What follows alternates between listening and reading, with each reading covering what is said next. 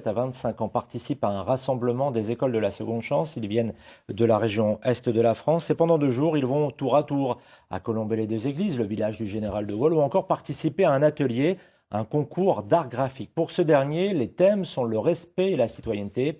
L'école de la seconde chance, vous le savez, c'est pour eux, ces jeunes en décrochage scolaire ou en marge du marché de l'emploi, l'opportunité de rebondir. Olivier Fessol, Olivier Maillard. Le pouvoir des affiches, le poids des symboles, tout ça est une découverte pour ces enfants qui communiquent plus par SMS que par support papier.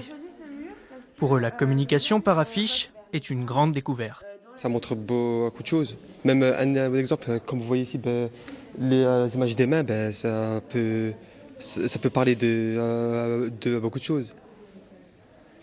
Et est-ce que tu t'étais déjà arrêté aussi longtemps sur une affiche ? Non, franchement non.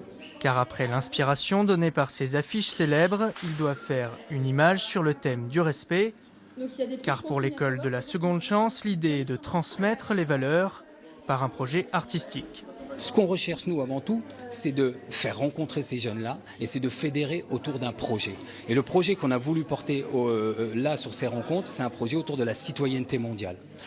Et je pense que ce projet-là prend aujourd'hui plus de sens parce qu'avec tout ce qu'on voit actuellement, donc nous, ce qu'on essaye de faire, c'est au travers de nos actions pédagogiques, c'est permettre à ces jeunes-là d'avoir des réponses sur des mots clés, sur des concepts clés, tels que la laïcité, la citoyenneté, le vivre ensemble, l'appartenance. Après avoir partagé leurs idées, les jeunes découvrent la lithographie. Ils vont créer un logo pour un sac.